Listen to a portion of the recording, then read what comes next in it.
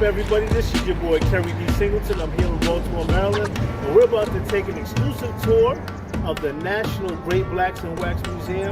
Let's have a good time today. It's all about blackness. Yeah, let's go.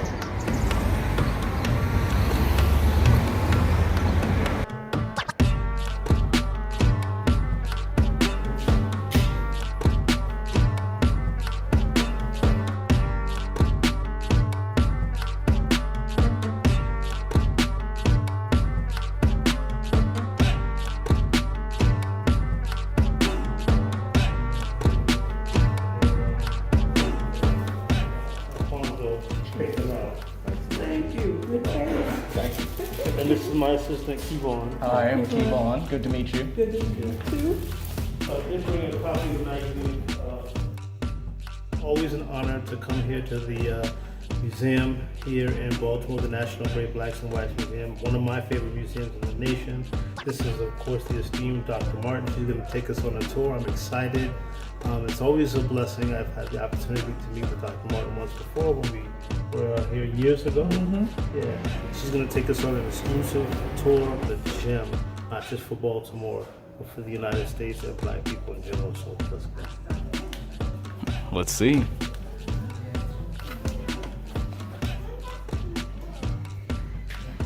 Cotton became so important to the economy of the world that they began to purchase slaves and price slaves based on the amount of cotton they were expected to pick. The full hand was the enslaved person aged 12 to 30, and they were expected to pick a full hand of cotton. That's 500 pounds of cotton. The half hand was the female slave, or a male not quite as strong, expected to pick 250 pounds of cotton in one day. And then the quarter hand was the young boy slave, age 8 to 11, expected to pick 125 pounds of cotton in Wow. one day. So this bale here is 500 pounds of cotton. This bale is 500 pounds of cotton. So this is a hand, a full hand Right. of cotton. A strong male slave would pick this in a day. Yes. Wow. And with the female slaves, and not only did they have someone who was expected to work in the fields and pick the 250 pounds of cotton, but you also had someone that would produce more slaves for you. I see. Wow. Thank you for that. Tell people, when you walk through the museum, it's like you're walking around in the head of Dr. Elmer Martin. And we had a very nice, powerful slave ship exhibit on the Middle Passage. And he would come in all the time and complain that he didn't like it and that we had to change it. And that we needed, he wanted it not to be where we were third person looking at this experience. He wanted it to be where we're surrounded by it and are participants, not on the outside looking in, but on the inside looking in. And he wanted it to be where the idea of going down into it as a part of that experience. And so this whole slave ship coming out of that idea that you're surrounded by the sounds and the screams and all of those things, but that you're going down into the belly of this death ship. And they were called death ships, even though they had nice sounding names like Liberty and the one that people know the most, Amistad, meaning friendship, John the Baptist, Jesus, or Jesus, just. And then they had two philosophies, the loose packing philosophy and the tight packing philosophy. The loose packing was that there's so much disease on the ships. There's blood all over and body fluids and rats and all kind of vermin. So if you give them enough room, they can remain a little bit healthier, and you have more of them to live through this, and you have a better profit margin. The tight packing was so many of them are going to die. Just put them wherever you can, pack as many of them as you can, and because so many of them are going to die, that when you auction, you have a good profit. So it's about ratio. Oh yes. Certainly not about comfort, but I mean, that was. Right. We look at the talk as what parents are telling their children about not getting in harm's way with the police and so forth. Put your hands or make a sudden move or anything where you see it as innocent. I'm reaching for my license and you did. But we need to think about the fact that the talk would have begun in the village. The fact that you had to teach your children about how to run and hide. Mm-hmm. If these strange looking people, some of them who look like you, from another tribe, another village, but most of them look like nobody you would ever seen, Mm-hmm. you run and hide. And for the older children, take your brother and sister with you. Right. Even if you see your mother being brutalized, your father being brutalized, you stay there and you hide. Right. And talking to them about if you get captured, as you're going on this in chains, don't confront these people. Right. In the same way that it became, don't look them in the eye on the plantation, because that can get you lynched. Right. So that there is a thread going through the talk, and we need to start with where that talk began. Akhenaten and Makeda, the Queen of Sheba, and so forth, or Queen Hatshepsut. Mm-hmm. So all of them as a part of ancient Africa. Akhenaten, for example, called for his family he broke with his family because they worship pagan gods, multi-gods. Mm-hmm. And he called for monotheism, where they believed in one God, and lay the foundation for Christianity, Islam, and Judaism. Makeda, the Queen of Sheba, the Bible talks about her union with King Solomon, and their son together, Menelik the second, I think. Oh, there's my boy. Excuse me. And again, space is what guides where things are right now. Right. Of course. It does look like him, except his ears looks like, well, it's like Tyson got to it. Yeah. Oh yeah, there he is, J. Alexander. Yeah, we have a real problem because they're 100% wax, like a candle. Wow. And people get close and they feel. And we did the figures of FUBU around 2003, 2004, somewhere in that time frame.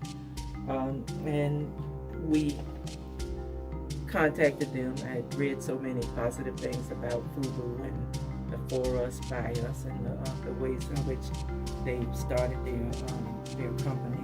And they came for a photo shoot. They were here for maybe 3 days. We did a number of radio shows together, and we had a reception. And people were very receptive to them and their story. And so I'm very proud.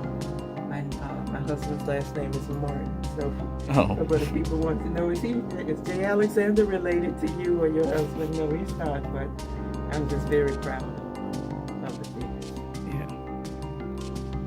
Yeah, they look great. Are all of these so when you do a figure based off of a living person, is that mostly from photographs? Often from photographs. This was they came in for a photo shoot, and then for distant history, then we have to worry about what the skin tone and height and where that kind of information. So sometimes we have to rely on science and biology that we know. For example, for the Islamic figure, Bilal, we know that at the time he lived, he would have been a certain height. Right. He would have had a beard. But you also know that with the Egyptian figures like Akhenaten, they would have had the faux beard. Right. And so they would have been shaved and exactly. Right. So that kind of thing, and that people at that time period would have lived to be a certain height. So Yeah.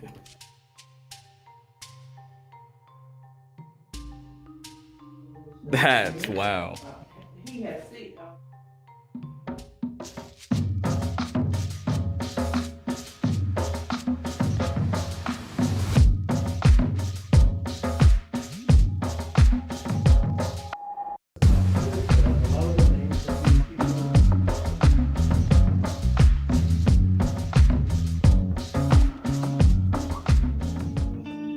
So, Dr. Martin, one of the things I find that seems to get blurred in history is the sharecropping period. A lot of times we seem to think about the Middle Passage, slavery, the abolition of slavery, and then the civil rights movement of the 60s. But in between is the sharecropping era, which I think should be discussed. And You're absolutely right. In fact, sharecropping was a part of what we really could refer to as a second slavery.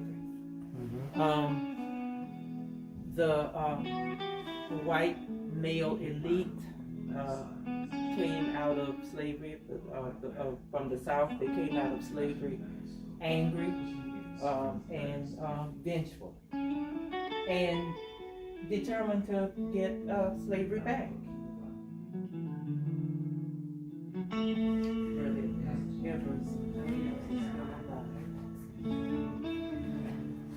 Rosa Parks came to our museum to visit when she was on her 75th birthday tour. That's amazing. It wasn't just he wanted black people to get civil rights and so forth, but he was fighting for everybody. right. And but at 26, he talked about yeah, Yeah. yeah. Okay, you wanna sit down and Sure. I'm here at the National Great Blacks and Wax Museum here in Baltimore, Maryland, with none other than somebody who I really, really love and adore. She doesn't know that, but she does now. Dr. Martin, co-founder of this wonderful museum here in East Baltimore. I really want to ask you, so you and your husband were the brainchild of this awesome jewel of a place here in Baltimore. I just want you to expound on what it was like. Like, how did this thought one day, I'm assuming, become this legacy? well, my husband Elmer was a product of his time, of the Black consciousness, Black power era, with the big afro and the dashiki and the raised fist. The fists? Yes, Yeah. yes, all of that. And he had organized and sponsored a Little League baseball team of Baltimore City youth. Okay. One of the kids came to him with the photographer had come out and handed out the photos so that the kids could play in the league, have ID pictures made and so forth. Okay. And one of the kids came up to Elmer. He was angry, fist clenched, tears in his eyes, and demanded that Elmer make the photographer take the picture over. Okay. And so Elmer said he just naturally reached out, said, "Son, it's a great picture of you. Why do you want him to take it over?" And the kid said, "Because they got me too black in this picture. I don't want to be as black as they got me in this picture." And you know, he's talking the say it loud, I'm black and I'm proud, and black is beautiful, and Right. black is not a color but a state of mind person from that time. And to have this kid say they got me too black in this picture. So Elmer said he already knew that the students in his classes at Morgan were saying that we can't wear our afro and dashiki, and they're not going to hire you. You can't get a job, or the middle class dream, the corporate dream, whatever the dream might be. So he said he knew he was dealing with that with his older students, and then another almost 2 generations really away with this kid saying they got me too black in this picture. And so he said he sat in his office in between classes just asking himself, how did we get back to this point, and how did Right. we get back to this point so quickly? And he said through this very painful process, he decided we failed to institutionalize our history, to build institutions designed solely for the purpose of preserving our history and culture, and failing that, every generation was going to have to start from scratch. Wow. And out of that, we had gone to, or were going to France. We'd gone to France, and we saw just the pride, what people, Westerners see as arrogance, but the pride that the French people had. And I'm gonna say that comes from having a sense of your place, Right. and that you have a place in history, and that we've been denied that. Absolutely. And then we'd gone to Spain, and there was the monuments to Franco, and even though he was an authoritarian and all of these things, but here, all this paying all this tribute to him. And so we had also, as a part of this, had gone to Potter's Wax Museum in St. Augustine, Florida. I'm from Florida. Okay. And Elmer and I were fascinated. We just were looking for a place to take his grandmother, who was visiting us at the time. And his grandmother was just so bored, wanted to get out of there as soon as possible. But Elmer and I were fascinated at this wax medium and telling a story. They didn't have any wax figures, even wax figures that we knew were supposed to be black, but nevertheless, the idea of this as a way of telling a story, and for me, putting a face on history, and that's what these wax figures do. So we took some money we were saving to make a down payment on a house, bought 4 wax figures, and went around setting the wax figures up and taking them home to our 2-bedroom apartment where they resided. Oh, wow. And that was our very humble beginning. Their insults and claims of our inferiority for you to hate yourself. We did not become their human commodity, their black ivory, their black gold, for you to put material things over your people, even your own families and children. We withstood their slaughterhouse slave ships, their seasoning and breaking, for you to walk in unity and build